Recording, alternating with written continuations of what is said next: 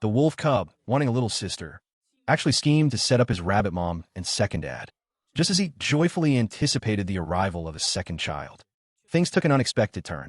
Being held in Yi Wu's arms at this moment, Yi Qingyan immediately sensed his unsettling inner fragility and weakness, recalling the shocking sight of him vomiting blood just now. Are you really okay? Don't push yourself. I'll definitely find a way to heal you. We've been through a lot today. Let's rest first before dealing with anything else. It's fine. As long as Missy stays by my side, I will be all right. Since you're tired, let's turn in now. To resist this incubus's constant, lethal charm, Yi Qingyan decisively closed her eyes to feign sleep. After making sure Debeo was sleeping soundly on the inside, she quickly drifted off to sleep. However, in the middle of the night, a piercing cold violently jolted her awake. Yi Qingyan suddenly sat up, looking to her side by the faint light of her ability. She saw Yi Wuza looking deathly pale, with wisps of cold air radiating from his body. He had clearly fallen into a profoundly agonizing nightmare. What's worse, his pulse was extremely weak, and even his vital signs were becoming faint, even when she transferred all her accumulated wood element ability entirely over to him. It was like a clay ox entering the sea. No improvement at all. Ye Wuze. Wake up. Yi Qingyan was sweating profusely at her wit's end. Right at this critical moment, the usually unresponsive pocket dimension system suddenly chimed. Ding. Friendly reminder. The host's physique has built-in healing properties. Basic solution. Sleeping while hugging him can effectively alleviate symptoms. Ultimate solution. Engage in deep physical intimacy with him immediately and have a baby. It cures all ailments and guarantees an instant recovery. You useless space. You do nothing useful in serious times, but get all energetic for this. Are there no normal solutions besides this? I understand the when in Rome rules of the beast world, but look at him now, fragile as glass. I'm really afraid that if I pounce on him, I'll literally kill him. Unsurprisingly, the system decisively played dead again after speaking. Facing such an unreliable cheat code, Yi Qingyan could only sigh helplessly. To save him, she resigned herself and crawled into the arms of that human-shaped ice sculpture, hugging him tightly. Miraculously, as their body temperatures blended, the raging cold energy inside Yi Wuza actually gradually subsided. Smelling the pleasant, cool scent on him, Yi Qingyan unknowingly drifted back to sleep. The next morning, the moment Yi Qingyan opened her eyes, she met Yi Wuza's peerlessly stunning smile. He was lying on his side, propped up on one hand, watching the person in his arms, still looking adorably half asleep. The smile on his lips grew even more intoxicating. You're awake. Thank you for sacrificing yourself to save me last night, Miss Yi. That was the most peaceful sleep I've had in nearly a century. Stunned by his raw charm, Yi Qingyan's tongue instantly tied in knots, and her cheeks flushed completely red. You're awake. You were freezing cold last night, and not even breathing. It was too dangerous. So I had to resort to that. But your pulse is indeed much steadier now. Tell me honestly, what exactly is wrong with your body? Don't hide it from me. I said I'd cure you. I'll definitely find a way. Facing her undeniable persistence and worry, a hint of attachment flashed in Yi Wu's eyes, one that even he himself didn't notice. I was severely injured back then, and slept in the artifact ice coffin for a century, to barely survive. But because of that, the cold poison seeped into my bones. Perhaps one day, I'll be completely frozen. However, since Miss Yi is so adamant, I'll tell you. There is only one way in this world to cure me. Before he even finished speaking, he gave her no chance to react. With a stretch of his long arm, he pulled her right back into his chest. He wished he could rub the person in his arms directly into his blood and bones. Yet he carefully held back his strength, terrified of hurting her. Lowering his head, he kissed her deeply. If Missy wants to save me, this is the only way. As for your earlier worry about whether my body can handle it, you'll find out very soon. feeling his overwhelmingly intense breath. Yi Qingyan's ears turned so red they were almost bleeding. Her body honestly trembled slightly. She silently cursed him as a monster, knowing she was utterly defenseless against his deliberate teasing. She could only feign bravado and retort, "Stop messing around. I'm seriously worried that your body can't take it." Hearing this entirely unthreatening retort, the surging dark emotions in Yi Wu's eyes instantly melted into a pool of gentle spring water. He gently stroked her ear, letting out a low, elegant chuckle. "How wonderful. In this world, there's actually someone who genuinely cares whether I live or die." Just as the ambiguous atmosphere was about to heat up again, Yi Wuza sharply sensed something. He swiftly turned to look at the inner side of the bed, only to see DeBeo roll over and sit up, covering his eyes with two chubby little hands.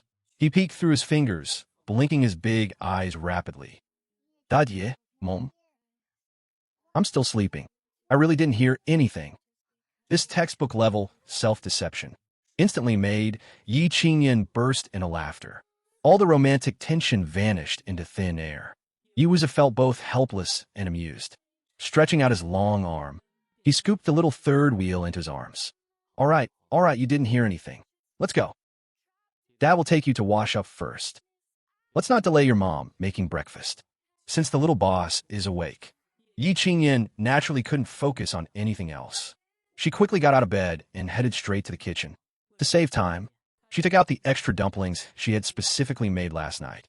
Using the ready-made cooking oil from the Dimensions farmhouse, she prepared to make a pan of crispy on the outside, tender on the inside pan-fried dumplings, paired with sweet potato porridge. On the other side, Yi Wuza had clearly transformed into an all-around super dad. Using a warm wet cloth, after carefully wiping DeBeo's hands and face clean, he had barely let go when the impatient little guy strode forward on his clumsy little legs, waddling toward the kitchen like a penguin. Yi Wuza followed closely behind. "Don't rush, slow down. Careful not to fall." As soon as he entered the kitchen, DeBeo was enticed by the sizzling oil aroma from the pan. His inner glutton was hooked. Unfortunately, the stove was too high. He hopped on tiptoe in place anxiously but still couldn't see, focusing entirely on controlling the heat. For fear of burning the dumplings, Yi Qingyan had absolutely no time to pay attention to him. Fortunately, Yi Wuza stepped forward just in time. He skillfully picked DeBeo up, giving him a front-row viewing spot. "Wow, smells so good."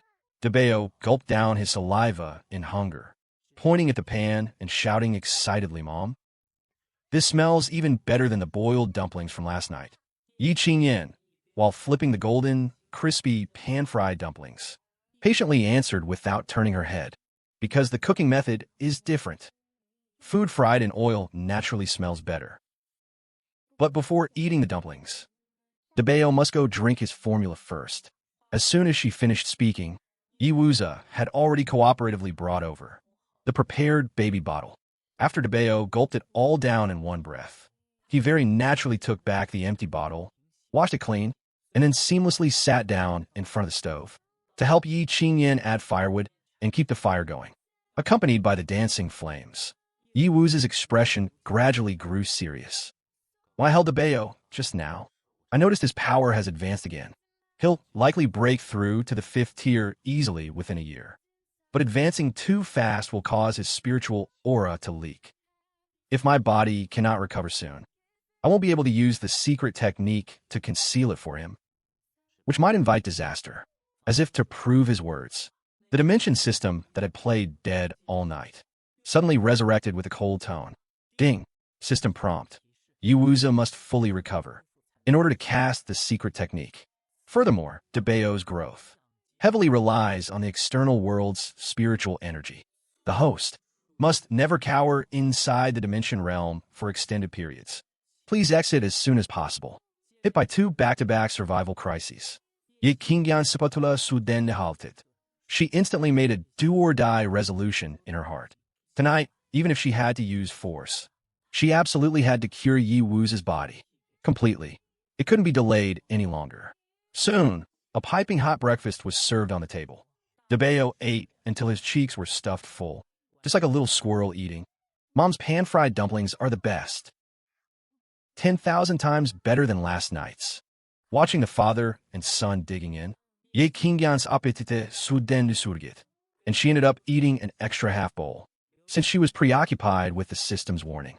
After eating and drinking her fill, Yi Qingyin didn't dare waste a single second.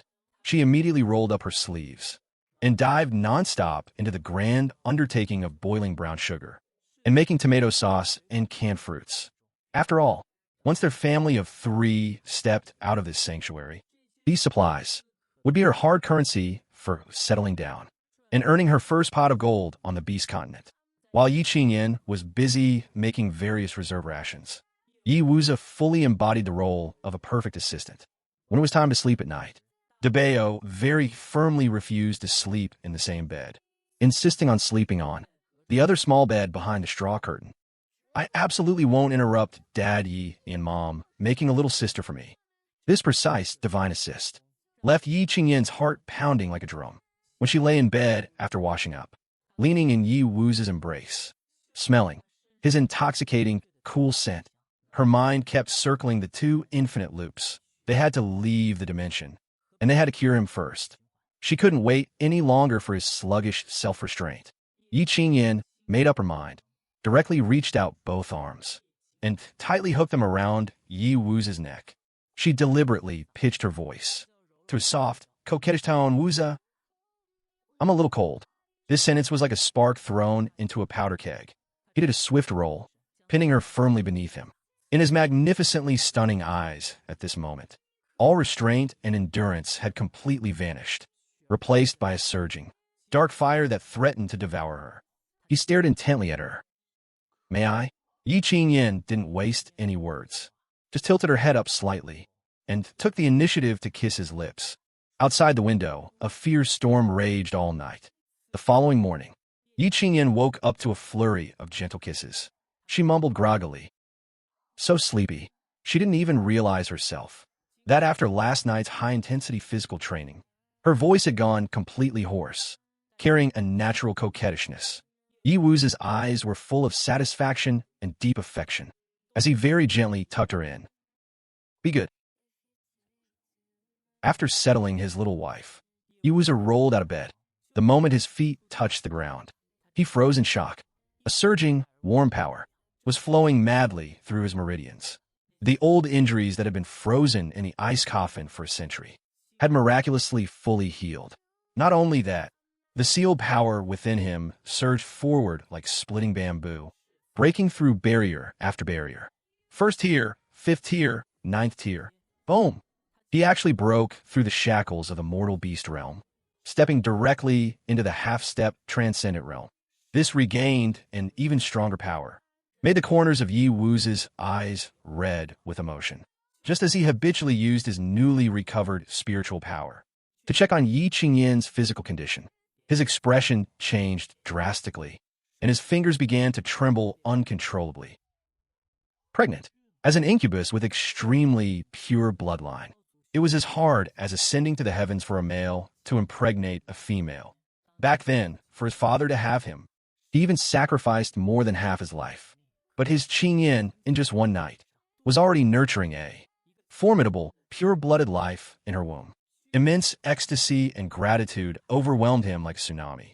With red eyes, he sat back down on the edge of the bed and pulled Yi Qingyin tightly into his arms, as if wanting to melt her into his very soul. Suddenly squeezed awake, Yi Qingyin was severely startled. Opening her eyes, she saw this monster actually had vulnerable tears shining in the corners of his eyes. Wuzi, what's wrong? Was last night too much for you?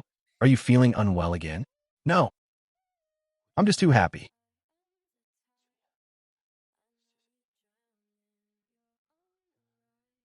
We're having a baby. You're pregnant. Yi Qingyin, who had been worrying if he'd overdone that and damaged his vitality, was instantly stunned by his words. She subconsciously touched her flat lower abdomen, then couldn't help but give a mental thumbs up. Good Lord, a one-shot bullseye. This physique is practically heaven-defying, confirming she was going to be a mom. Yi Qingyin wasn't too fussy about it. Pregnancy is great. Debeo has been clamoring for a sister all day, so his wish is fulfilled now. Stop just thanking me. How is your body anyway? Seeing that she had no rejection and was full of joy, the last stone hanging in Yi Wu's heart finally dropped. He straightened up, and his aura instantly changed. The aloof nobility revealed an unfathomable pressure. Not only am I fully healed, I also broke through to the half-step transcendent realm in one go. Today, I can cast the secret technique to seal Debeo's aura. Once out of this dimension, whether it's you or the children, I can keep you completely safe. Yi Xingyan, upon hearing that Yi Wu's cultivation had soared to the half-step transcendent realm, immediately got eyes as bright as light bulbs. That's fantastic. Boss, carry me. Yi Qingyan rubbed her hands in excitement, but then couldn't help worrying again. But will forcefully breaking through leave any hidden dangers? Is your body really fully healed? Come, give me your wrist. Let me check your pulse. I'm all better. If you don't believe me, check for yourself. Facing his little wife's enthusiasm, Yi Wuza was naturally completely compliant. Yi Xingyan stared at his pale, flawless arm that looked like cold jade, and suddenly froze. She touched it over and over, and almost stuck her face right up to study it closely, her face full of disbelief. I remember you. Used to have a very deep knife scar right here. How is there not even a mark left? Could I have remembered wrong? Yi Wuza naturally took her hand in return, and gently pulled her closer. In those stunning eyes, a gentle, rippling light brimmed. His voice was incredibly soft and tender. You saved me. As her fingertips touched his pulse, Yi Qingyan was utterly shocked. Not only the external wounds, but even the thoroughly shattered meridians inside him, that had barely been hanging onto a thread of life, had all completely healed to their original state. In her awe, she belatedly realized that this heaven-defying healing effect probably had everything to do with her innate wood element ability. Actually, I didn't do much. It's mostly because you have a good foundation. Yi Qingyan, under his deeply affectionate gaze, felt a little uncomfortable. Her eyelashes fluttered as she tried to change the subject. However, before she finished speaking, she suddenly felt a familiar warm power welling up in her palm. She looked down and saw it. Oh my God. My wood element ability also recovered, and it directly shot up to the second tier. Could this be the legendary dual cultivation? And shouldn't we spar a few more times tonight, to reach max level as soon as possible? If that is my wife's request, your husband will naturally cooperate fully. Seeing this monster start exuding his charm again, Yi Qingyan blushed and quickly stopped him. Important matters first. Since your strength has recovered, shouldn't you hurry and seal Debeo's aura? All right, Yi Wuza quit while he was ahead, and got up to walk toward the inner bed. At this moment, Debeo was rolling around energetically on the bed. Seeing Yi Wuza approaching, "Ha ha, Dad Yi, I'm getting a little sister." Yi Wuza's hand, which was about to scoop him up, suddenly froze in midair. On his face, which usually remained unfazed even if a mountain collapsed before him, a rare crack in composure appeared. How did you know? Because I dreamt about it last night. My little sister is so pretty. She looks exactly like you, Daddy. And she's super awesome. Looking at Debeo's genuine, earnest expression, Yi Wuza knew very well that pure-blooded wolf beasts possessed precognitive abilities passed down through their bloodline. Stormy waves instantly surged in his heart. A pure-blooded female. This was something unprecedented in the history of the Incubus tribe. The legendary priceless treasure that could lead the entire tribe to prosperity and peak glory. How happy the tribesmen would be if they were still alive. At the thought of his tragically murdered tribesmen, Yi Wuza's eyes uncontrollably reddened. But Dad Yi, don't be sad. I feel that your heart is bleeding. Debeo will blow on it and it won't hurt anymore. Dad Yi's tribesmen will definitely come back too, although he knew perfectly well that the dead couldn't be resurrected. Facing this innocent comfort, Yi Wuza was still deeply healed. He took a deep breath to rein in those negative emotions and gently hugged Debeo. Thank you, Debeo. Dad Yi isn't sad anymore. Let's go. After washing up and eating, Dad needs to cast a little spell on you. After the meal, the sealing ritual officially began. To ensure nothing went wrong, Yi Wuze didn't hesitate to bite his fingertip and use his own pure blood as a medium to activate the secret spell. His long, slender fingers rapidly formed seals in the air, and a powerful spiritual energy made the surrounding air ripple continuously as the final blood seal entered Debeo's back. That eye-catching pure blood spiritual aura was finally completely concealed.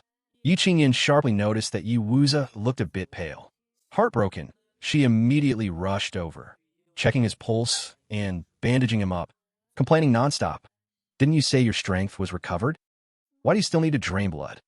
You're not allowed to be this reckless next time. It's nothing. As long as I can keep you safe. What does this bit of blood matter? Yi Wuze let her fuss over his fingers, his eyes full of indulgence and sweet willingness. To prevent being recognized after going out, Yi Wuze gave Qingyan a pair of earrings meant to disguise her appearance. After everything was ready, the family of three finally stepped out of the dimension realm that had sheltered them for days. Just as they stepped out of the realm's gate, a cold wind blew directly against their faces. Ye Vingyan was caught off guard and let out a loud sneeze. Is it almost winter? The time difference in this dimension is way too absurd. Feeling a bit chilly, Yi Qingyan couldn't help but complain. Holding Debeo steadily with one arm, Yi Wuze naturally used his other hand to take Yi Qingyan's hand. A steady stream of warmth instantly spread from her palm throughout her body, dispelling all the cold. He looked up and surveyed their surroundings, and said in a deep voice, "Winter is indeed arriving earlier than usual this year. Looks like it'll be a harsh winter." Our current location is roughly 3 miles east of the Rabbit Tribe settlement. Just as Yi Qingyan was agonizing over whether to return to the tribe to visit her mother and older brother, not far away, a few familiar complaining voices suddenly rang out. "Sigh, winter is coming. If only Yi Qingyan were still here. Ever since she taught us to identify those new foods, every household has hoarded enough winter rations. Now we can even use surplus prey to trade for salt. Life is so much better than before." Exactly. Not to mention, we can even fire our own clay pots now.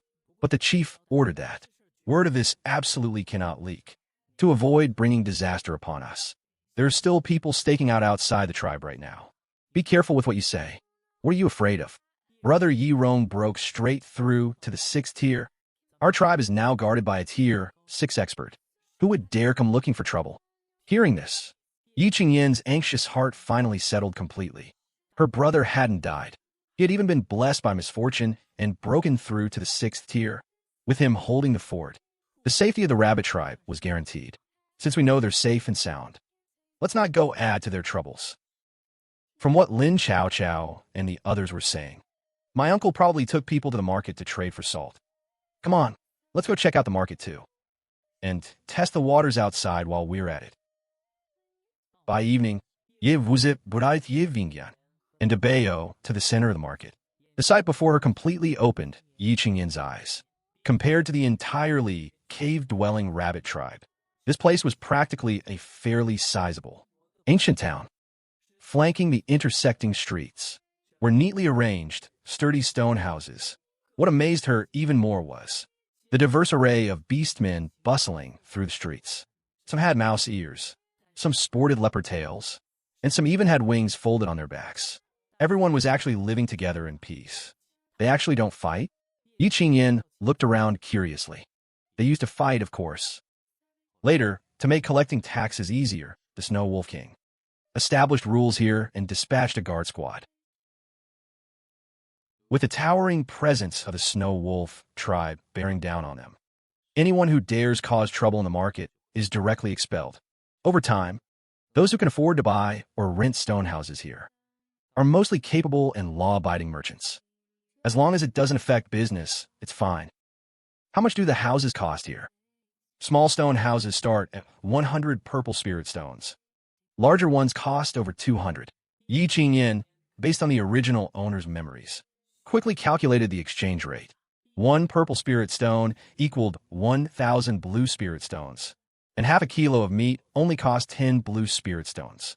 These housing prices in the beast world were ridiculously expensive. She immediately changed her strategy. We just got here, so let's rent a cheap one for a transition period first. The two arrived at the guard squad, located in the center of the market. The one in charge of receiving them at the station was a tier, four-snow wolf named Lindong. The beastman looked at the bamboo-thin person in front of him, who looked like she could faint from hunger at any moment. Yi Qingyan complained wildly in her heart. After all, he's an official collecting protection fees. How did he end up so miserable? Lindong numbly led them to look around a bunch of remote houses and dutifully quoted the prices. This kind of two-room stone house is the cheapest. The annual rent is 24 purple spirit stones. Plus, you have to pay an extra 2 purple spirit stones per month to the guards for a management fee. After paying the rent, Ye Vingyan casually asked about the cost of setting up a stall. Upon learning it cost 3 purple spirit stones a month, she sighed, her heart aching for the money. Then, she took out 2 red apples from her spatial dimension and handed them to Lindong. Guard Lin, thanks for your hard work leading the way. We are new here. Please have some wild fruit. Seeing the apples emitting a tempting sweet fragrance, Lindong swallowed hard, his eyes actually turning red. He carefully tucked the apples into his clothes. Thank you. I'll save these for my dad. Since you just arrived, absolutely don't go out to the market at night. It hasn't been peaceful lately. The barrier is broken, and there have been several gruesome murders and robberies outside. They still haven't found out who did it. Yi Qingyan's heart skipped a beat, immediately catching the main point. How could this be? Doesn't the Snow Wolf King care? Sigh. I heard the king went into seclusion. Now the elders are in charge of the tribe. But they always disagree. Lindong's words revealed a lot of information. The Snow Wolf King was probably seriously injured, which forced him into seclusion. Once the throne is empty, the people below are busy fighting for power and profit, naturally leaving no time to care about the security of this remote market. This is also why it's not peaceful outside the market. Hearing that the Snow Wolf King might be seriously injured, Yi Qingyan's heart immediately hung in her throat. Debeo, who was being obediently held by Yi Wuza, suddenly leaned into Yi Qingyan's ear. Mother, don't be afraid. I can feel it. Father's fine. He will become even stronger soon. Backed by the bloodline connection of a pure blood wolf beast, Yi Qingyan finally breathed a sigh of relief. Good. Since the market is safe, let's go rent a stall first thing tomorrow morning and strive to get rich early. That night, after settling into their new home, Yi Wuza, who had only recently tasted the forbidden fruit, was like an insatiable, hungry wolf. He pestered Yi Qingyan and messed around for more than half a night. If it weren't for the fact they had to wake up early the next day to grab a stall, he would have wanted to devour her completely. I won't torment you anymore. Go to sleep. When she woke up the next day, she found that her wood ability had unexpectedly shot up to the 3rd tier. She immediately threw last night's wailing to the back of her mind, and even secretly thought, dual cultivation is awesome. I have to make him work overtime again tonight. Early morning, before it was even light, the family of 3 braved the cold wind to arrive at the market. At this time, the crossroads were already filled with all kinds of stalls. They walked along the long street for over an hour, before finding an empty spot in a corner. Yi Wuza frowned slightly. There isn't even a single beastman passing by here. The scent of good wine isn't afraid of a deep alley. The good stalls were probably taken long ago. Let's not be picky. Ye Vingyan quickly took a straw rack full of Tonghulu and placed it on the stone table while discussing marketing strategies with Yi Wuza. This is an exclusive secret recipe, the only one in the entire beast world. The cost of Tonghulu is low, perfect for testing the waters. I specially cut some small pieces for free tasting. As long as we shout loud enough, we don't have to worry about no one coming. Actually, the beast market has many rules. For example, they only have a morning session. There is no night market. Yi Qingyan knew well that in an era without billboards, ground promotion was the best method. Looking at the bright red, sparkling Tonghulu, Debeo's drool was about to form a river. Mother, Debeo wants to eat too. Be a good boy. Hold it in for now. Yi Qingyan rubbed Debeo's head and lowered her voice to teach him a mukbang routine. Once we open for business, Mother will get you the biggest and reddest stick. You just eat it slowly in front of the stall, praising it while eating. Be a free-living signboard for mother, okay? Okay. DeBeo listens to mother the most. The sun gradually rose, and the market also became bustling. A crowd gathered in front of a salt stall not far away. Ye Vingyan Kuriisli Sitirichet Hernik, and asked Iwuza to listen in on the price. Learning that coarse salt was actually selling for 200 blue spirit stones a pound. This is robbery, absolute monopoly capitalists. No wonder those people in tattered animal skins would rather carry a whole beast just to trade for a pound of salt.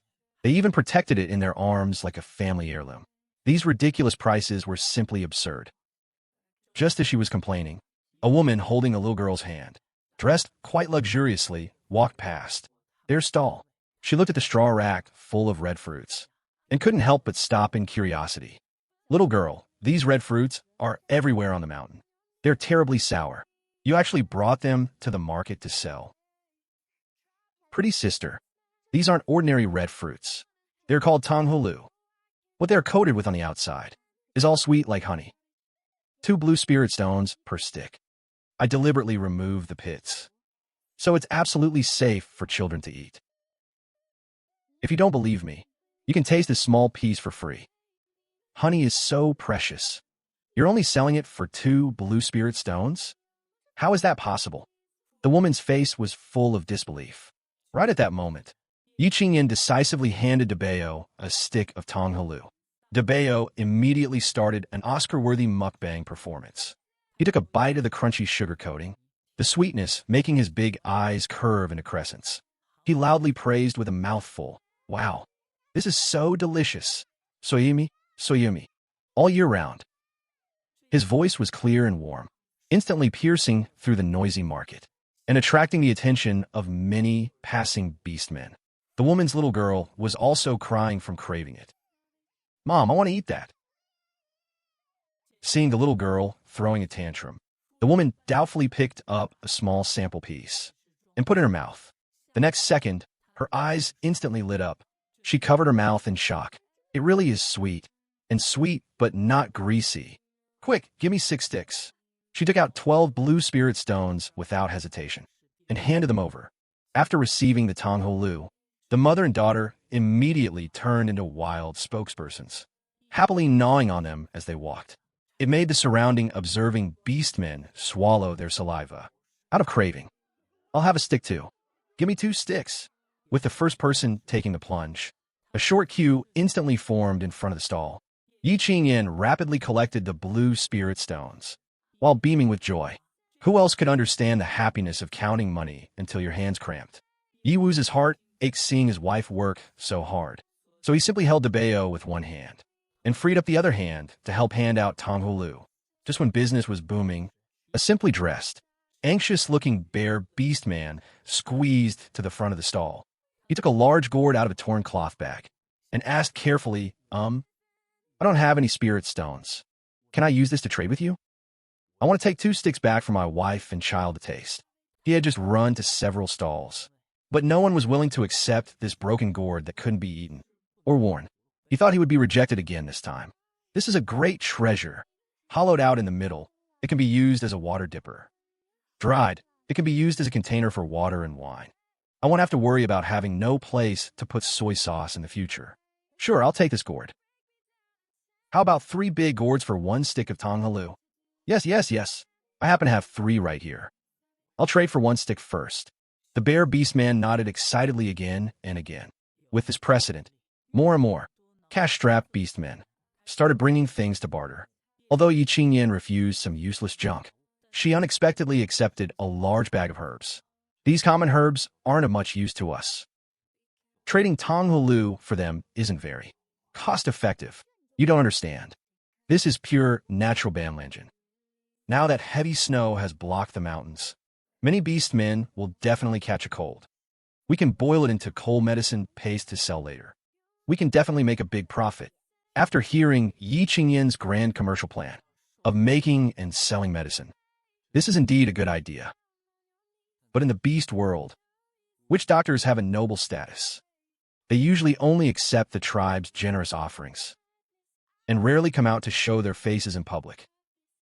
If you sell medicine on the street, it will inevitably attract strange looks from others. When I grow bigger and stronger in the future, who knows, they might even line up to flatter me. Yi Wuzi looked at her confident and radiant appearance, his beautiful eyes full of doting. Okay, no matter what you want to do, I will accompany you. Because the Tonghulu had a novel taste and affordable price, the stock of over 100 sticks was quickly snapped up, facing those late customers who arrived empty-handed, with faces full of chagrin. I'm really sorry. We're sold out today. This Tonghulu requires a complex process, so it's only available in limited quantities every day. If everyone wants to eat it, come early tomorrow to line up. The price is absolutely fair, and we will never raise it. After sending away the last wave of customers, Deepening confusedly tugged at Yi Qingyan's hem. Mother, don't we still have lots and lots of Tonghulu? Why don't we take them out to sell? Silly child, this is called hunger marketing. Things are precious when they are rare. If people could buy it any time, it wouldn't be rare anymore.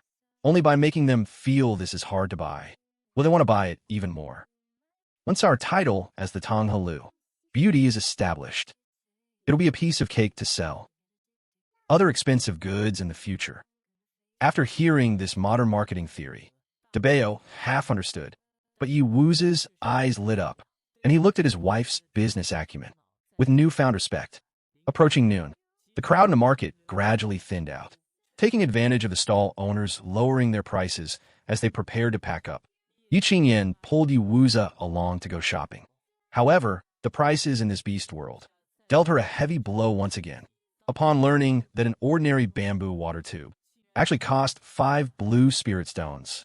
Ye Vingyan completely gave up the idea of using bamboo tubes for packaging. Heart aching for money, she pulled Yi Wuzi away from the stall. Just as the family of 3 was about to head home, a sudden burst of heart-wrenching crying came from not far away. Su and I, what's wrong with you? Wake up. Is there a witch doctor? Please, I beg you, save my wife. The crowd quickly gathered around. They saw a Black Panther beast man, holding a lifeless female, wailing and crying loudly. The surrounding beastmen shook their heads and sighed, saying that she had already breathed her last, and even gods couldn't save her. Yi Qingyan, who originally didn't want to meddle in other people's business, heard that desperate cry, and somehow thought of how sad Yi Wuzi would be if something happened to her. Moved by compassion, she immediately pushed through the crowd and rushed in. Move aside if you don't want her to die. Yi Qingyan pushed away the Black Panther beastman, who was still immersed in grief, and squatted down to check quickly. Isn't this the female who was selling Tonghulu this morning? The person is already dead cold. What is she getting involved for? Playing tricks. Facing the doubts and mockery of the people around her, Yi Qingyan turned a deaf ear. She astutely realized that Su and I was not truly dead, but had fallen into profound shock. She quickly pressed down heavily on several major acupoints on Suni's body. At the same time, she silently transmitted her wood ability into the other party's body. A miracle occurred. Just when everyone was preparing to watch a joke, Su and I, who had originally breathed her last, suddenly coughed violently and slowly opened her eyes. Oh, she's alive. She brought her back to life. A witch doctor. She's actually a hidden high-level witch doctor. How did you end up selling Tonghulu? The Black Panther beast man was even more excited and dropped to his knees with a thud. Kneeling before Yi Qingyan, crying with snot and tears, he said, Benefactor, thank you for saving my wife. I don't even know how to repay you. Be careful. Don't press on the child in her belly. Yi Qingyan reminded him in time, casually dropping a bombshell. Child. Su and I tremblingly stroked her flat lower abdomen, also so excited that she wanted to kneel. Thank you, benefactor, for not only saving me, but also saving my child. May I ask your honored name, benefactor? Where do you live? We will definitely visit to thank you properly in the future. There's no need to visit. I'm afraid of the hassle. If you really want to thank me, just come to the end of the street more often in the future and visit that Tonghulu stall. Ye Vingyan Naturali gave her own stall a wave of hard advertising. Then she dutifully gave medical advice. She caught a cold which caused a high fever, and coupled with mistakenly eating a mildly poisonous herb, it led to a sudden shock. Go back and drink more hot water. Use a cold towel and apply it to her forehead and armpits for physical cooling, and she'll be fine. Hearing that this noble witch doctor was actually publicly passing on a treatment without reservation, a secret recipe for treating colds, the surrounding beastmen were moved to tears. What kind of living bodhisattva has descended to earth? We must go to her stall tomorrow and buy out all her Tonghulu. Just as Yi Qingyan was about to retire after her success, from the corner of her eye, she suddenly caught a familiar figure on the outskirts of the crowd. That tall, straight posture, that familiar outline. It's older brother Yi Rong, because she was wearing a magical artifact that disguised her appearance. Yi Rong only cast a cold glance this way, before turning around and disappearing into the crowd. Please make way, everyone. Yi Qingyan's expression changed drastically. Without even having time to greet Yi Wuza, she hurriedly pushed through the crowd and chased in the direction where Yi Rong disappeared. Yi Wuza hurriedly picked up Debeo and followed. At the corner of the market, Yi Rong, who had just finished buying needles, threads, and scraps of cloth, and was preparing to meet up with the main group, suddenly felt his hair stand on end. His year-round hunting instincts made him instantly sense danger. He subconsciously went to draw his bone knife. However, a terrifying aura pressure, like Mount Tai bearing down, suddenly descended, pinning this Rabbit Clan warrior who had just broken through to the 6th tier firmly in place. He couldn't even move a single finger. Just when Yi Rong thought he was going to be murdered in the market today, a slender hand suddenly grabbed his arm tightly. Brother, don't be nervous. It's me. There are too many people watching here. Let's go talk somewhere else. Ye Vingyan lowered her voice and pulled Yi Rong, who was still dazed, hurrying all the way back to the stone house they rented. Yi Wuza followed closely behind, holding Debeo. As soon as they entered the door, he waved his long sleeve. An invisible shielding barrier instantly enveloped the entire stone house tightly. Even if a high-tier beastman pressed their ear against the wall, they wouldn't be able to eavesdrop a single word. After confirming it was safe, Rong finally recovered from that terrifying aura pressure. He recognized his sister's familiar eyes at a glance, his eyes turning red with excitement. Then his gaze swept over the two people behind her, and his jaw almost dropped to the floor in shock. Sister, it's so good that you're okay. Mother talks about you every day. The tribe is doing pretty well now, too. Everyone has not only hoarded enough food for the winter, but also knows how to make tofu and fire clay pots. But isn't this Lord Witch Doctor? Why is he here? And who is this child? Let me reintroduce us. He is now my beast husband, Yi Wuza. This is your eldest nephew, Debeo. Qingyan carelessly dropped this heavy bombshell, taking the opportunity to stuff Debeo into the flustered Yi Rong's arms. Then she rattled off serious matters like a machine gun. Since there are still people outside eyeing the rabbit tribe, brother, when you go back, just set up a cenotaph for me and pretend I died in a difficult birth. That will completely cut off those people's thoughts. Also, don't show off your wealth. Now that the tribe has the exclusive skills for making tofu and clay pots, it's hard to guarantee you won't be targeted by other tribes. When you go back, be sure to organize the strong young men and set up a guard team. Hunt during the day and drill at night to enhance our armed forces' combat readiness. Also, absolutely do not go east when you return today. Robbers have been appearing there lately. It's not safe. Memorize this safe route. Holding his soft and cute eldest nephew, Yi Rong was completely in a floating, dreamy state. Hearing his sister's far-sighted arm plan, he felt enlightened, his eyes lighting up like light bulbs.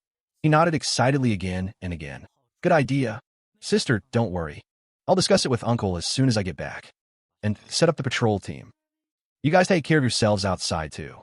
While Yi Rong was packing the brown sugar, apples, and snacks Yi Qingyan stuffed him with, Yi Wuza flicked his finger, silently infusing a powerful, protective, spiritual energy into Yi Rong's bone knife. As long as Yi Rong encountered fatal danger, this energy would not only save his life, but also let him sense it immediately. After sending Yi Rong off, Yi Qingyan let out a long sigh of relief. Thanks to you for escorting us. I saw that protective charm just now. Thank you. Your family is my family. It's only natural for your husband to share your burdens. Yi Wuza very naturally wrapped his arm around her waist, Compared to this, wouldn't my wife rather first count our morning's loot? At the mention of money, Yi Qingyan instantly revived with full health. She excitedly pulled the father and son to sit around the table, starting a money-counting session to cultivate DeBayo's financial intelligence. The heavy task before them fell on the little guy. DeBayo waved his chubby little hands, stacking the blue spirit stones neatly in piles of 100. His voice crisp and loud, he reported the spoils of war. A total of 216 blue spirit stones. Did DeBayo count it right? DeBayo is so awesome. Yi Qingyan beamed with joy, boldly planning their lunch. At this money-making speed, we'll soon be able to save enough purple spirit stones. Today at noon, we must eat a good meal to celebrate. It just so happens I leavened some dough this morning. I'll steam a pot of soft, big white steam buns. Use the traded pork belly to make braised pork. And stew a mushroom and egg soup. If only we could have a bite of shredded pork with chili sauce sandwiched in a bun right now. That would simply be a delicacy on earth. Mother, what is chili? That's a peerless good thing that can elevate the soul. Ye Vingyan swallowed her saliva. Originally, her body was exhausted from a busy morning, but instantly burst forth with astonishing mobility. She slammed the table, grabbed Iwuza, and rushed out. Let's go. On the grocery stalls in the market, there are definitely still treasures we haven't discovered. I'll steam the buns later. Let's go hunt for chili peppers now. They arrived at the market right at noon when there were the most people. Yi Qingyan and the others specifically looked for grocery stalls. By coincidence, they saw green peppers at a fruit stall. This made the woman very excited. How is this sold? When the stall owner saw she was pointing at the green peppers, he instantly became thrilled. This thing simply won't sell. It looks like a fruit, but tastes terrible. I haven't sold a single one since I started my stall. Yi Qingyan guessed it just by looking at the stall owner's expression. He couldn't wait to sell the green peppers. Are there any other fruits like this? There's also a purple fruit that looks like this. Isn't that an eggplant? Yi Qingyan's eyes lit up.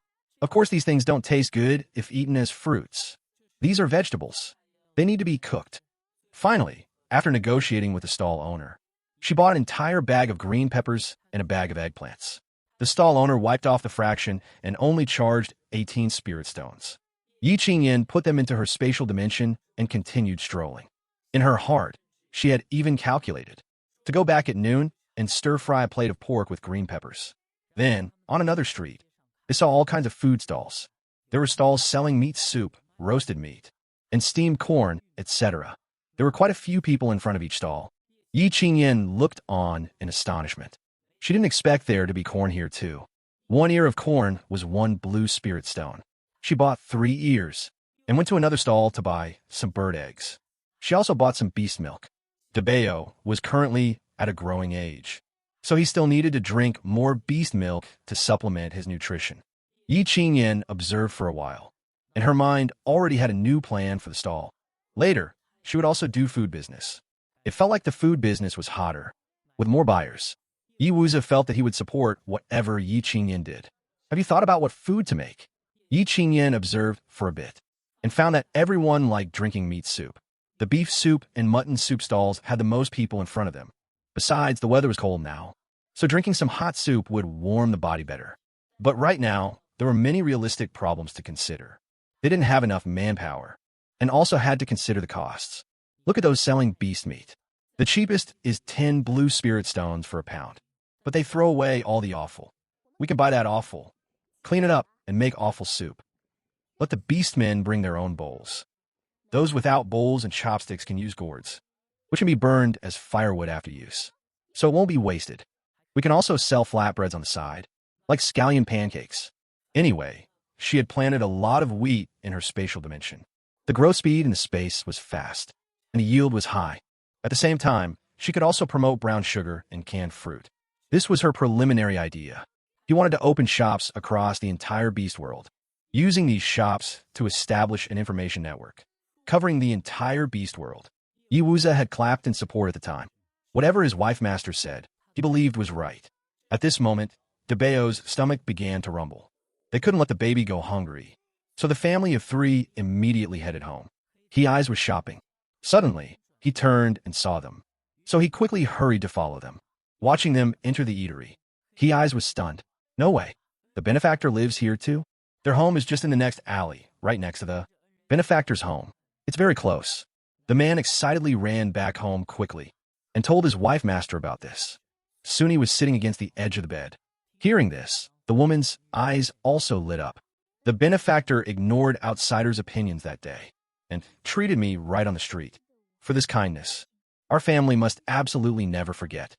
We must find time and a way to pay a visit and give the benefactor the fabric and animal skins we've saved. First, to show our gratitude. In the future, whenever the benefactor's family needs help, we will all go help. After Yi Qingyan returned home, she took the risen dough out of the basin and placed it on the kneading board. Yi Wuza first boiled some beast milk for Debeo. He added some ginger slices to remove the gamey smell. Debeo, drink a bowl of beast milk first to fill your stomach. Thank you, Papa Yi. You don't need to say thank you to Papa Yi. Then he scooped out another bowl, gave it to Yi Qingyan, who had been busy all morning. The woman was still pregnant, and he was also worried Yi Qingyan might go hungry. Yi Qingyan took it and gulped it down. Yi Wuza started helping to knead the dough. Even when kneading dough, his movements were very elegant. Every action was breathtaking. After drinking the beast milk, Debeo also wanted to help.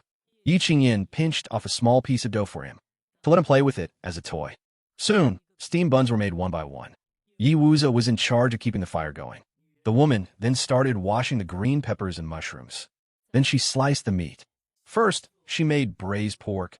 Then she made a dish of stir-fried meat with green peppers, and also made a mushroom and egg soup. These dishes were enough for the three of them to eat, while burning firewood and steaming the buns. The aroma of the steamed buns filled the room. Debeo unsteadily stood up from his small stool, came to Yi Qingyan's side, and looked up at her, saying, "Mother, is this the smell of steamed buns? It smells so good. Debeo really wants to eat steamed buns." "Don't rush. You can eat them once they are cooked." Before long, the fragrant steamed buns came out of the pot. The three of them ate very happily. Yi Wuza was not stingy with his praise. Light, soft, sweet, and easy to chew. Very suitable for children and the elderly. Are steamed buns easy to store? They spoil very easily. It's fine during the winter, but once the weather warms up, these foods won't last for more than a few days. Just like that, they talked while eating. Even Debeo really liked eating the crisp green peppers. Whether it was her, Debeo, or Yi Wuza, they all ate more than usual. It was truly because they all loved eating steamed buns. Yi Wuza felt that if steamed buns appeared at their stall, they would definitely be extremely popular. After he cleared the dishes and the table, he prepared to go out to fetch water. Wait. Let's make a carrying pole. Using a carrying pole to fetch water will save more effort. Then Yi Qingyan described it a bit. Yi Wuza found a long wooden board and sanded it into a carrying pole according to what the woman said. Both ends were tied with ropes, with bone hooks underneath, that could be used to lift the water buckets. This is a carrying pole used to carry water on both sides. Let me show you. Saying so, Yi Qingyan placed the pole on her shoulder, lifting the water buckets on both sides. This way, you can carry 2 buckets of water at once, without much effort. But you need to master the balance. Yi Qingyan only demonstrated it once, and Yi Wuza understood. He then shouldered the pole to fetch water. After eating, Debeo got sleepy. Yi Qingyan placed him on the bed inside to sleep. Next, she took out all the soybeans from her dimension and poured them into a large vat. Then, she took the 3 gourds from Shangwuda out to wash and process. She planned to make one of them into a ladle that could be used to scoop water. The other 2 would be made into gourd containers for holding water. Yi Qingyan finished all her tasks, but she hadn't seen Yi Wuza yet, which was a bit strange. The water well wasn't far from their place. Yi Qingyan was a little worried. She stood at the door and looked into the distance. After waiting for quite a while, she finally saw the man carrying the pole back. Seeing her worried expression, "Ye vous apologizet embarrassedly, mais sorry." That made you worry. Everyone saw my carrying pole, thought it was very novel and useful, and wanted to ask if I sell this kind of carrying pole. So we chatted for a few more minutes. Ye vingyan lafit. I didn't expect everyone to like the carrying pole. How did you answer? I said this was made by my wife master. As for whether to sell the carrying poles, I would go back and ask her. Carrying poles are simple. We can teach them. She wasn't a blindly kind person. If it were something else, she wouldn't be this generous. But carrying poles had no technical complexity, and there were new arrivals here. Building good relationships with the neighbors is never wrong. I'll listen to you. Later, when I go fetch water again, I'll let everyone know. Before his voice faded, the man's expression changed to a bad one. Big Brother is in danger. Hearing this, Yi Qingyin's heart clenched. Could Big Brother and the others be getting robbed and killed? She knew that on the outskirts of the village, there would be people trying to rob things. But she told Big Brother to take a detour. Could it be they still encountered those robbers? Yi Wuza focused his mind. I sense a powerful energy fluctuation. The opponent should also have 6th-tier strength, and there are quite a few of them. Let's rush over now. Yi Qingyin also wanted to go along. Debeo was still small, and they wouldn't feel at ease leaving him alone at home. She could only use a cloth to carry Debeo on her back. Mother, I'll be good. I won't cause you any trouble. Yi Wuza took Yi Qingyin and the others and moved rapidly. They rushed to where Yi Chuan was at an extremely fast speed. Meanwhile, Yi Chuan's side was currently being hunted by robbers. Boss, it's them. They bought a lot of salt. You guys can't escape. We've had our eyes on you for a long time. Yi Dashin and his group of 6 people. Yi Shua carried an animal skin bag in his back basket, which was full of salt. They had indeed exchanged for a lot of salt, but this was the salt for their entire tribe to eat for a whole year. It was what everyone skimped and saved. The saved food that was used for the exchange. When Yi Shua was carrying it, he felt the heavy sense of responsibility on his body. You specifically target others at the market? Haha, you bet. Winter is coming soon, so we specifically rob and kill teams like yours. Just a low-level tribe. Cut the crap. Just kill them directly. And snatch all their things. Soon, the group became entangled in a fight. Yi Chuan's strength was very formidable. He was at the 6th-tier strength, but unfortunately, the opponent had more people. Gradually, he became outmatched. At this moment, he finally realized how reasonable the words his sister said today were. If he could go back alive this time, he would definitely take the tribe members to train every day. 2 4th-tier beastmen from the tribe were seriously injured one after another, and Yi Chuan gradually lost his strength. Just as he was about to become a dead soul under the blade, a burst of powerful suppressive force surged down directly from above. The opposing leader couldn't even stand, spat out a mouthful of blood, and fell to his knees. His subordinates all collapsed onto the ground. Yi Chuan and the others were stunned. Turning their heads to look, they saw a figure leaping through the air, arriving gracefully like a gust of wind. When they saw that person clearly, Yi Chuan's pupils dilated. It's Lord Yi. It's Lord Witch Doctor. Although Yi Wuza used an illusion to hide his appearance, he still recognized him at a glance. The robber leader looked at Yi Wuza, his body shaking uncontrollably. Who are you? We have no grievances or grudges. Why do you want to kill us? If you rob and kill others, you must be prepared to be killed. Senior, spare our lives. Spare us, spare us. We'll never dare to do it again. Too late. Yi Dashin and the others were extremely horrified, not daring to breathe loudly. Yi Chuan's eyes almost popped out, and his mouth opened wide. Lord Witch Doctor was actually this formidable, with him guarding by his sister's side. He was completely relieved now. When Yi Qingyin rushed over and saw her injured uncle and big brother, her face turned pale. Fortunately, Yi Wuza had made preparations. Otherwise, the consequences would be unimaginable. Thank you, Senior, for saving our lives. There's no need for this. We husband and wife just happened to be passing by and couldn't bear to see such a situation. Those people were thoroughly bloodthirsty and had plenty of combat experience. You guys should also step up your training when you go back. Yi Qingyin pointed out all their issues and also offered some suggestions. Yi Dashin was deeply shocked after hearing them. This was indeed valuable experience. Watching her uncle and the others leave, the woman walked to Yi Wuza's side, reached out and held his hand, and looked at him gratefully, saying, "Thank you. If it weren't for you, Big Brother and the others really would have been in danger. Your relatives are my relatives. There's no need to say thanks. I am willing to do these things for you." When they brought them back to the village, they happened to see a neighbor, Jian Ping, carrying water. He rubbed his hands and said embarrassedly, Little brother Yi, can your carrying pole be sold? I can also trade things for it. No need for such trouble. My wife master said, we are all neighbors. If you want to use the carrying pole, I'll teach you how to make it. My house is right here. Hearing this, Jinping was stunned for a long while before reacting. Thank you, thank you. You don't need to be so polite. You can also tell the people who wanted to buy the carrying pole earlier, let them know they can all come over and learn together. I'll go home right now and tell my wife master. Saying that, Jinping excitedly ran towards home. The beastmen living in this village were all mixed beasts living together. Once Jinping told everyone, everyone was thrilled. Before long, they brought their things over to learn. We are all neighbors. There's no need to be so polite. We're also newcomers here. Please look after us in the future. Don't worry, little brother Yi. If you need anything in the future, just say the word. We live at the easternmost house in the alley ahead. If anything comes up, just give me a shout. Little brother Yi. I live nearby. If you call out, I'll get here even faster. The other three didn't live close by, but they were also very grateful to Yi Wuza. Yi Wuza exchanged a few pleasantries with everyone, then seriously taught everyone how to make the carrying pole. You have to pay attention to how to balance it and how to use it. Everyone revealed looks of admiration.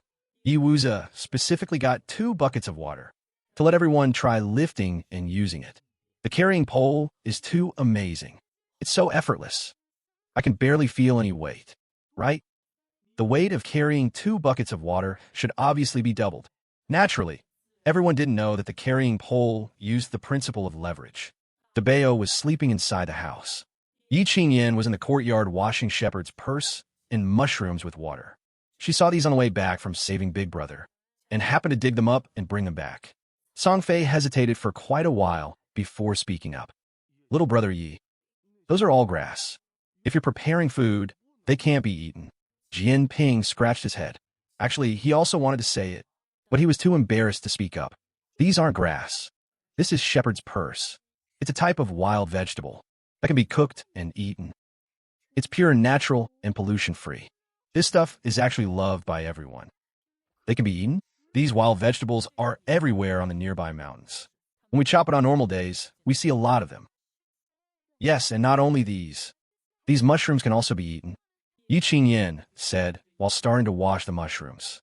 She also told them how to distinguish which mushrooms are poisonous and which are non-poisonous. Everyone listened with deep gratitude. Discovering new food, no one would tell others so selflessly. Song Fei and the others felt that being able to know little brother Ye's family was simply wonderful. They must definitely remember their kindness. When everyone was preparing to leave, He-Eyes and Suni came to Yi Qingyan's house carrying things. Benefactor, apologies for presumptuously coming to bother you. We wanted to come and express our gratitude. Saying so, they handed a large box to Yi Qingyan. The incident of her treating Suni at the market that day was seen by many people, so everyone guessed that Yi Qingyan might be a witch doctor. Now that Suni had come, Jinping and the group successively left. Suni opened the box. There was a lot of fabric inside. Yi Qingyan's eyes immediately lit up. She had strolled around the market, but hadn't seen such fine satin fabric. The satin was soft, smooth, and glossy. This fabric is too expensive. I can't accept it. Yi Qingyan felt that traveling outside, it was inconvenient to wear those. Benefactor, you saved my life and my child's life. These aren't even enough to express our gratitude. Please accept them, benefactor. Suni was a person who knew how to repay kindness. Probably also because she had been harmed by sisters in her clan, so she especially cherished those who treated her well. Yi Qingyan took a look at Suni and He-Eyes. These two looked really decent. Their eyes were clean and upright. Yi Qingyan thought for a moment, took a packet of brown sugar, and gave it to them. This is brown sugar. Go back and you can brew it with hot water to drink. It can warm the body. Suni was stunned for a moment. In the past, she was considered a noble lady, but she hadn't even heard of this thing. No. How can we take the benefactor's things? Take it. Drinking some brown sugar water is good for your body. After chatting for a while longer, Suni and He-Eyes finally left reluctantly. On the morning of the market 10 days later, quite a few people gathered in front of Yi Qingyan's stall. We'll have a bowl of offal soup and 2 portions of scallion pancakes. The line was very long. Nowadays, Yi Qingyan's stall had become popular. The main reason was that the things she sold were foods that didn't exist in the market, and they tasted especially delicious, especially the awful soup. It didn't have any gamey smell at all. Drinking a bowl on a cold day warmed up the whole body. Because Yi Qingyan used wild beast meat, and offal was cheap, so she put in a lot. She also added some black pepper for seasoning, making the taste even more delicious. Everyone reported that the texture was good. As for the scallion pancakes, no one knew what they were made of. They were crispy on the outside and tender on the inside. Just smelling the aroma while queuing made their mouths water. Ye Vingyan and Yi Wuze were bustling about in full swing. Debeo sat obediently on a stool nearby. Yi Qingyan dressed him very warmly. Ye Wuze personally made a set of thick clothes for Debeo to wear. Don't rush. There's enough for everyone. We made a lot. Big sister, here are your scallion pancakes. Young man, here are your 2 bowls of awful soup. Yi Qingyan was in charge of collecting money, and Yi Wuze served the food to everyone. 2 long tables were placed in front of the stall, with small stools on both sides of the tables. Jianping was helping clear the dishes and wash them, since the day Yi Wuze taught them to make carrying poles. Through frequent interactions, the families became familiar with each other. Jianping's family was relatively poor. He and his wife had no special abilities. His wife also couldn't speak.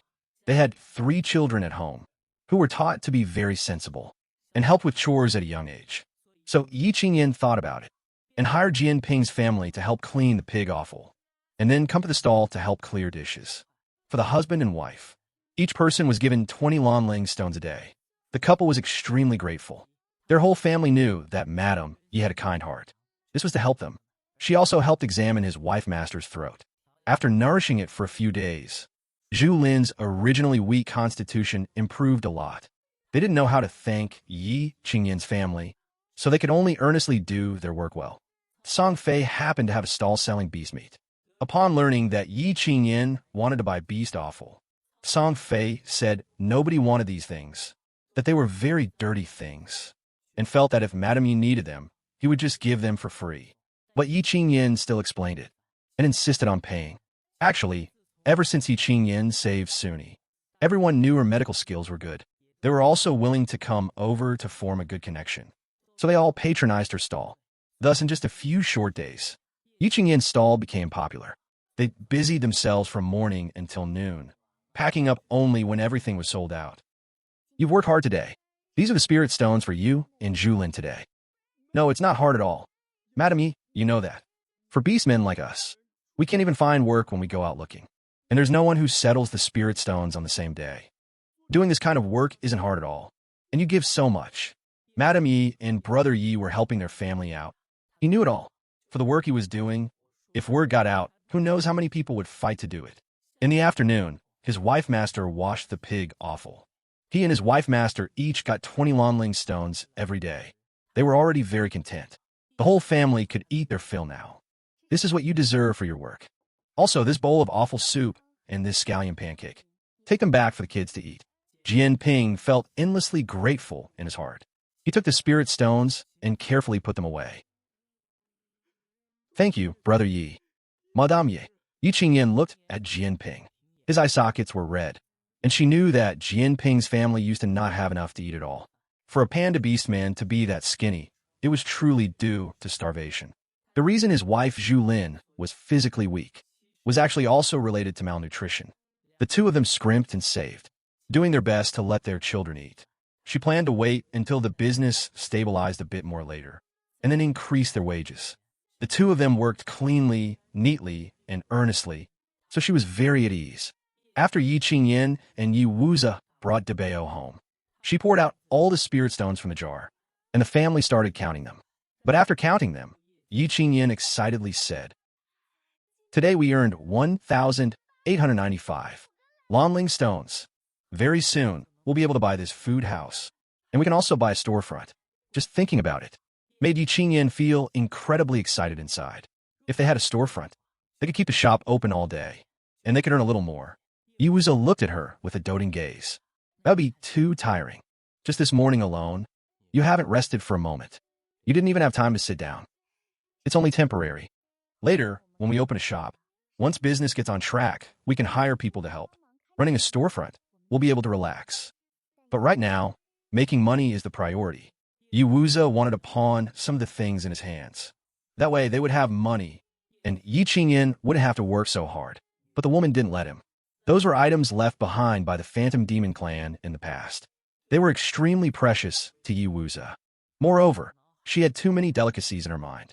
Taking out just any one of them would be enough to set up a stall. It was just, but they would be too busy, that's all. Yi Qingyan actually quite enjoyed this feeling.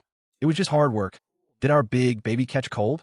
Yi Qingyan reached out and touched Debeo's cheek. Debeo shook his head. Not cold. The hat Papa Yi made is warm. Mother, wait until I grow a little older, and I can help you. Yi Qingyan thought he was too soft, cute, and adorable. Our Debeo is really awesome. Yiwuza still felt a bit self-blaming and heartbroken. Originally, providing for the family should be his job. If the Phantom Demon clan were still around, he wouldn't let her suffer the slightest hardship. She should enjoy a better life. As the weather gets colder later on, setting up a stall outside won't be a long-term solution. They still need a storefront. Naturally, Yi Qingyan didn't know what Yiwuza was thinking. Her mind was completely filled with thoughts of how to run the stall. In a while, after eating, we'll make maltose in the afternoon. Tomorrow, when we set up the stall, we'll add maltose. One piece of maltose will be sold at the price of 5 Lonling stones. She noticed that everyone really liked eating sugar and sweets. But because honey was scarce and expensive, most people could only shrink back at the sight of it. Listening to Yi Qingyan say these things, it was as if Yiwuza could be infected by her good mood. A gentle smile also appeared on his face. Okay, Yi Qingyan knew. Whatever she said or did, Yiwuza would never interfere. His temper was both good and stable. Even when busy, he would never complain a single word. Yi Qingyan felt a bit apologetic in her heart. Do you find it exhausting? We could have prepared a bit less. And we could have packed up the stall early. How could it be exhausting? Whatever you want to do, or want to arrange, just go ahead and arrange it. No need to worry about me. Hearing this, Yi Qingyan was at ease. After eating lunch, Yiwuza first coaxed Debeo to sleep. Once Debeo fell asleep, he washed the dishes. Yi Qingyan, in the courtyard, took the already sprouted malt and pulled it off the mat to wash. At this moment, Song Fei came over, using a carrying pole to bring the beast meat offal. Madame Ye, hearing the voice, Yi Qingyan knew that Song Fei had come to deliver things. Brother Tsong is here. Come quickly inside and sit. How could Song Fei feel comfortable doing that? He had just finished working, and his body still carried the bloody stench of beast meat. Without washing up, he was too embarrassed to go inside. Every day's process was like this. When Song Fei delivered it, Yi Qingyan would settle the money with him, and then Song Fei would help carry it to Jianping's home. In the afternoon, Zhu Lin would scrub it clean and prepare it. When he left, Yi Qingyan also gave him 2 sweet buns. Although his family's conditions were a bit better, his wife and son still worked hard hunting. Song Fei was on the verge of tears. Madame Ye, if you and brother Yi ever need anything in the future, just give me the word. Every time he came to deliver things, Madame Yi would give him some snacks. He had never even heard of those things in his life, let alone eaten them. Whatever I can do, I won't refuse. Yi Qingyan also knew that Song Fei's family was quite loyal and righteous, so she was willing to help them out a bit. Looking at his haggard expression, she gave him a suggestion. You run a meat stall. The most important thing is to have fresh ingredients like beast meat. You could actually raise some beast cubs. From a wild boar cub to adulthood usually takes just over 5 months. If you raise more wild boar cubs, you might not even need to go out hunting. When she lived in the rabbit tribe before, she had also told her mother and older brother to raise some poultry and livestock like horses, pigs, chickens, and ducks. After the tribe members successfully raised these animals and formed a scale, whenever everyone wanted to eat meat in the future, they wouldn't necessarily need to hunt in the mountains. That way, the rabbit tribe would be much safer. Anyway, her mother and brother were very happy, and they listened to everything she said and suggested. Can they really be raised? Those beasts are all very fierce and scary.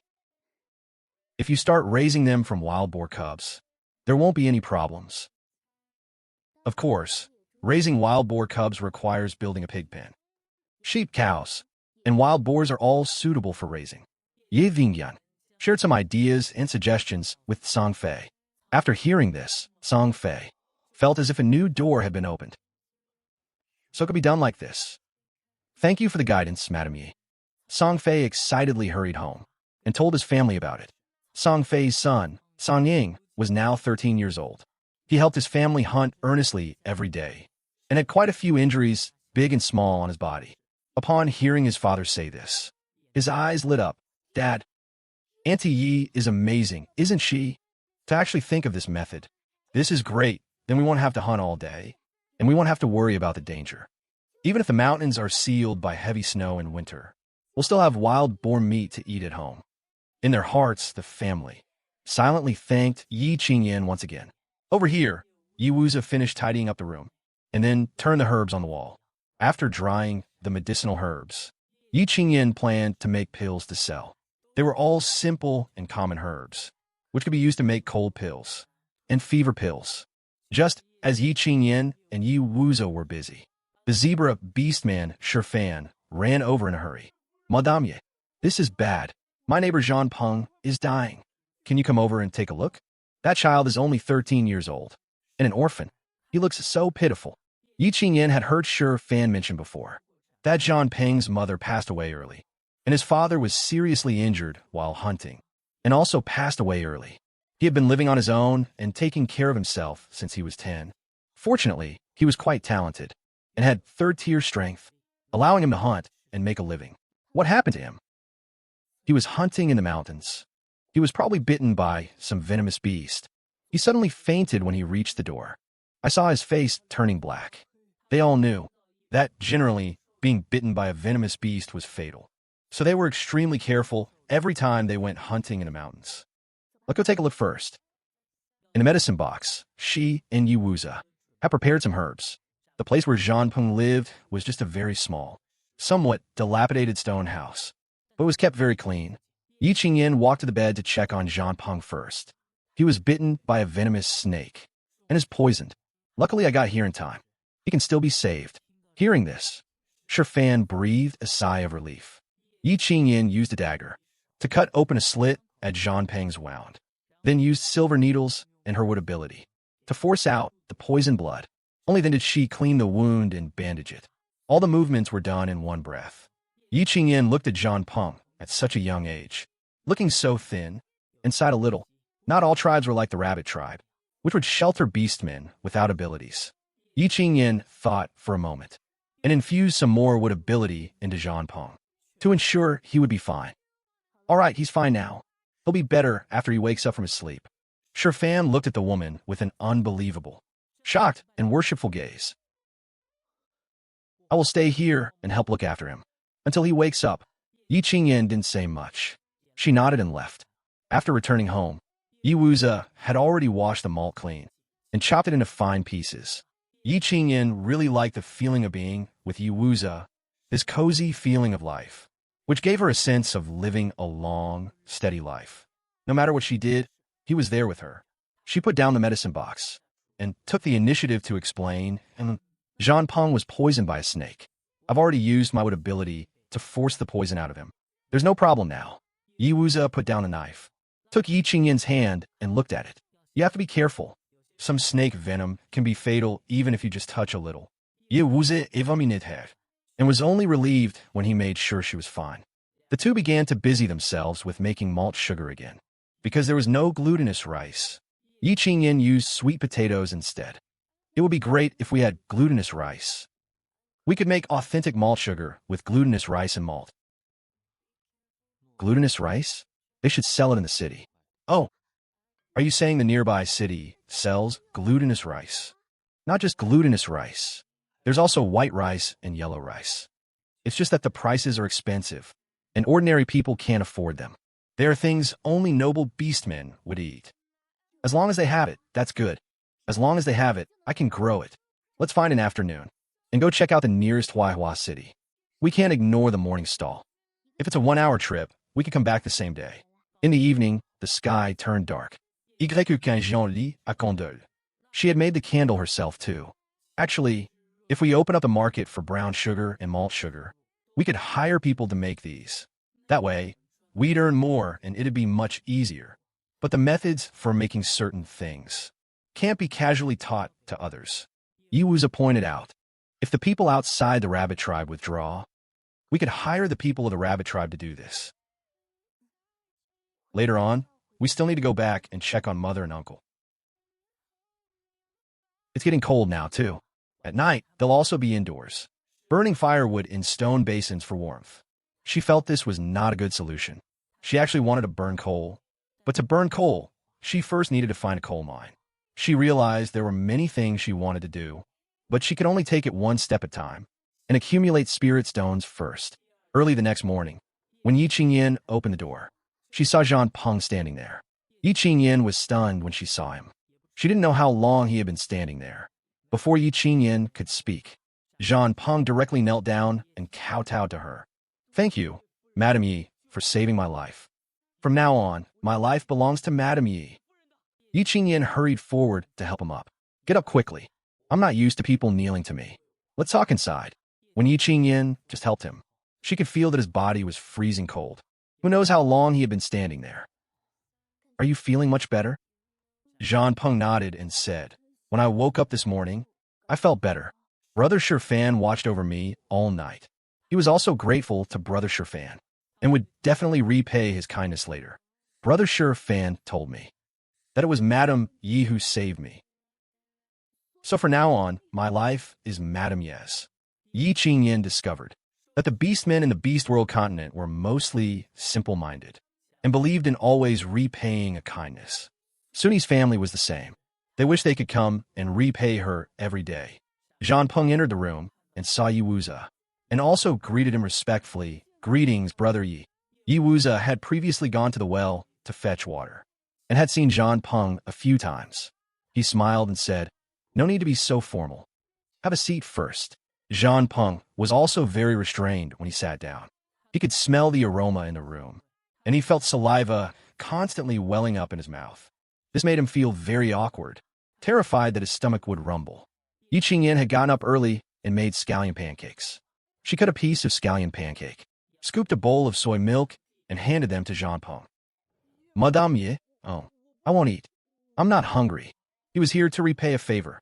How could he take Madame Yi's things? Since you said your life is mine from now on, then naturally you have to listen to me. If I tell you to eat, you eat. First, nourish your body and get strong. Only then can you do more things. Zhang Peng's heart felt warm. He knew, Madam Yi was saying this on purpose to get him to eat. Zhang Peng nodded. He took a sip of the soy milk and showed a look of surprise. So delicious. His whole body instantly warmed up. Then he took a bite of the scallion pancake. It was so delicious he almost cried. He ate in small bites, afraid of finishing it. And this white soup is also so good. Yiwuza stoked the fire. Yi Qingyin made egg-filled pancakes for breakfast. She gave another pancake to Zhang Peng. And then she, Yiwuza, and Debeo all sat down to eat together. The egg-filled pancake was spread with tomato sauce and filled with wild vegetables. It was perfectly delicious eaten rolled up. After finishing their meal, Yi Qingyin asked him, do you want to work by my side? I beg Madam Yi to take me in. I can do anything. Hunting, chopping wood, I'm good at all. I can't. Eat less. Zhang Peng wanted to repay her, but after eating such wonderful food, he somehow felt she was like an immortal beast. She knew so many things, could make delicious food, and knew medical skills to save people. Yi Qingyin's previous idea of establishing a guard team could now be implemented. Actually, I want to form a guard team. That is to build a team of my own. Let's name it the Youth Battalion for now. Since you're the first, then you will be the battalion commander. What you need to do on normal days is to train and exercise yourself to make yourself stronger. You don't need to worry about food. Just eat as much as you want. As long as you actively follow my orders, you'll also receive spirit stones every month. Zhang Peng hurriedly shook his head. No need for spirit stones. I want to repay your kindness. He would feel that it wasn't right. He was repaying a favor, not taking advantage. Yi Qingyin knew that some rules and order in the guard team needed to be perfected slowly. How about this? I'll first cover your 3 full meals a day, and you can start by doing some tasks for me. When I have time, I'll teach you a set of boxing techniques. Later, I'll send you to my older brother, and you can train with him. She figured this team could appear as a merchant caravan when there was no trouble. They could transport goods back and forth on normal days and act as guards when needed. When there were more people, it would become an army. Zhang Peng was shocked upon hearing this. He had never heard of such a thing. Forming a team, only noble tribes or powerful families would have guard teams. For Madame Yi to trust him so much and let him be the captain of the guard team, realizing this, Zhang Peng's heartbeat sped up, and he felt his blood boiling with excitement. Madame Yi, I will definitely do the things you arrange for me well. Yi Qingyan felt she still had a good eye for people. Zhang Peng had a resilience about him. He was malleable material. I believe in you. Meeting Yi Qingyan's trusting gaze, Zhang Peng didn't know why, but his nose stung. Well, Madame Yi, 1 meal a day is enough for me. If you want to become stronger, you need a good body. 1 meal a day is nowhere near enough. You'll eat 3 meals a day, breakfast, lunch, and dinner. And you must eat your fill. You don't need to overthink or worry about it. Since you've agreed, we'll arrange it this way. From now on, anyone under my command will have their meals provided. And when we have more spirit stones in the future, I'll also give my subordinates spirit stones every month. This is equivalent to military pay. However, Zhang Peng might not necessarily understand if she explained these now. Yes, master. Zhang Peng had heard people say that when you become someone's subordinate, you should call the master. Yi Qingyan didn't correct him either.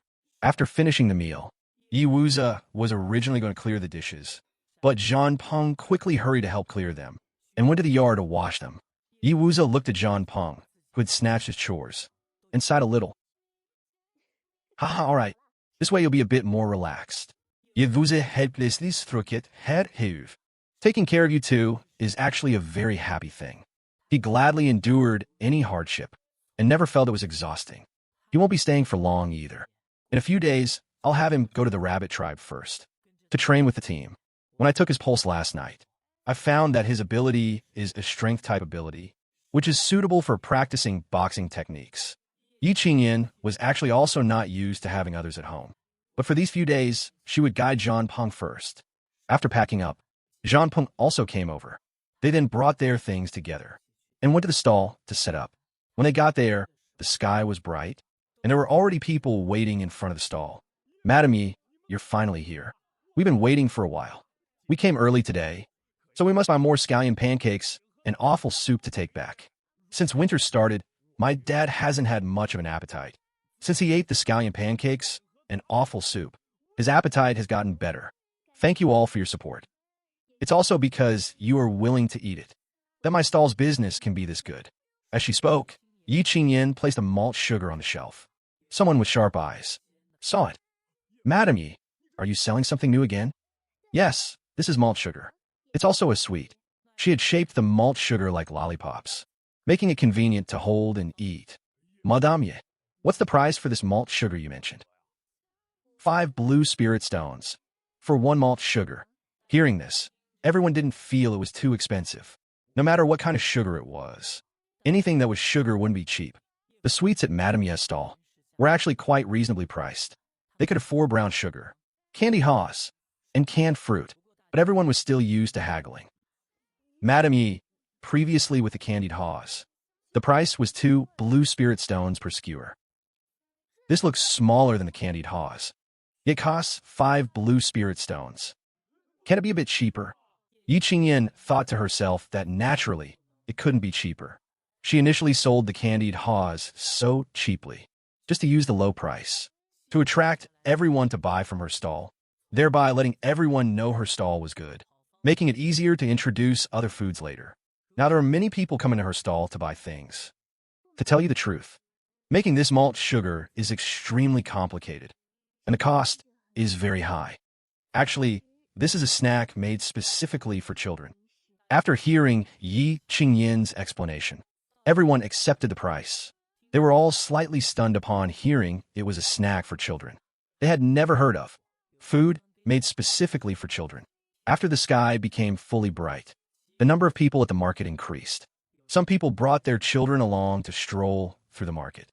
Hearing that there were snacks specifically for children, they would directly buy a skewer. When the children ate the malt sugar on the spot, they kept saying it was delicious and were extremely happy. This was very persuasive. The number of buyers increased even more. Soon, the malt sugar business also picked up, with Jean Peng helping with the awful soup and scallion pancakes. Yi Qingyan wasn't too busy promoting her malt sugar. By mid-morning, the malt sugar she made was sold out. Yi Qingyan looked at the empty shelf and fell in a great mood. She had to admit, doing business in the Beast World continent gave one a great sense of achievement. There were many buyers and no competition. However, through the malt sugar, she realized that beastmen were very willing to spend money on food for their children. This meant that children's candies and snacks had a great market. A few days later, after Jean Peng completely learned the boxing techniques, Yi Qingyan had him go to the rabbit tribe to find her older brother, Yi Chuan. After a few days of eating and recovering, Jean Peng's body had become much stronger. Seeing that Yi Qingyan was also about to give birth, they still needed to prepare some things. Yi Wuzi had also contacted a merchant caravan that day. They could follow the caravan and enter Huaihua City to take a look. I've also inquired around these past few days. They say some powerful families will tame powerful beasts to use as mounts. Indeed. It's much easier to use horses to pull carriages. However, this time, we are hitching a ride with an ordinary merchant caravan. The weather has already turned cold at this time, so large caravans won't come over to the manor. Only some ordinary fleets will travel back and forth during the cold winter to transport goods. Yi Wuzi paid the money, and the caravan was willing to take them along for the ride.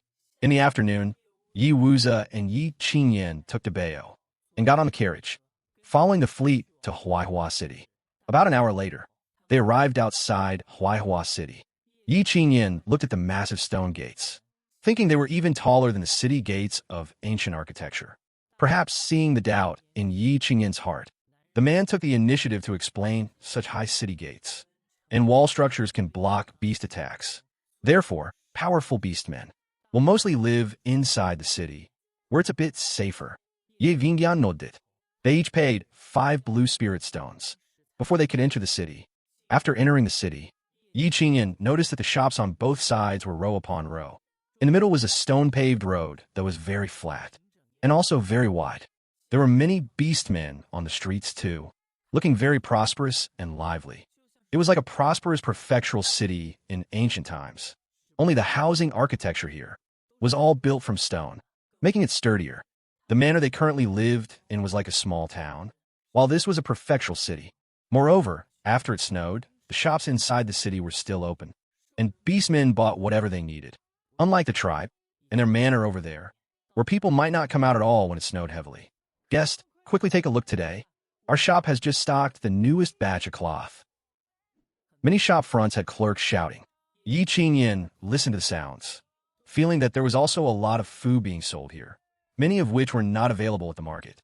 Yi Wuzi looked at the mother and son and asked, "Is there anything you want to eat?" The woman pointed to the pastry shop ahead. "Let's go over there and take a look." There was a long queue at the door of the pastry shop.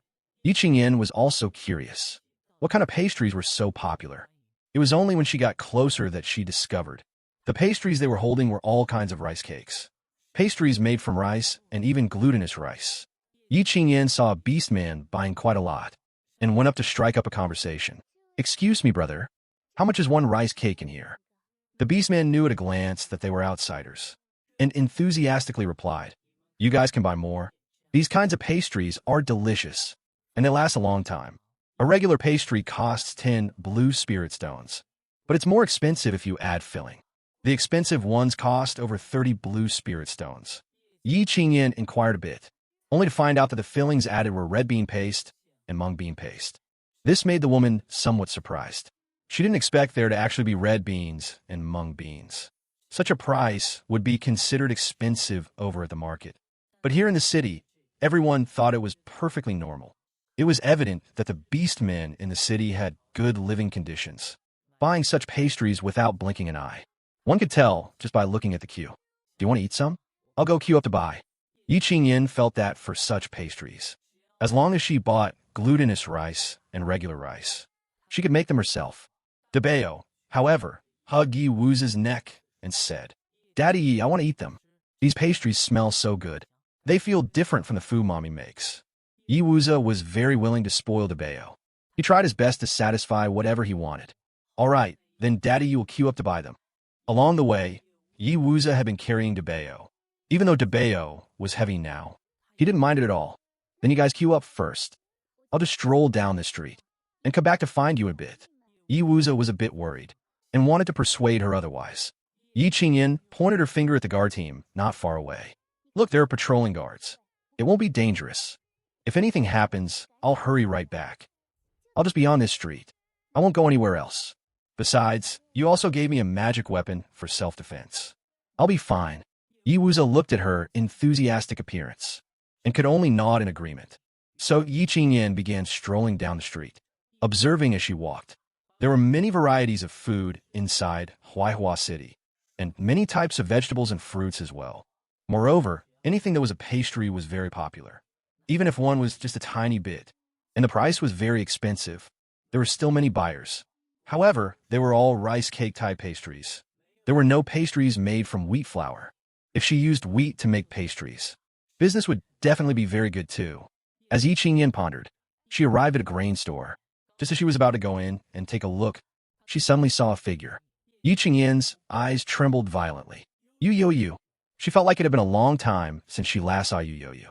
To say she didn't care or miss him would be a lie. Yu Yo. Yi Qingyan watched as his figure was about to disappear into the crowd. Not caring to think too much, she ran towards that direction.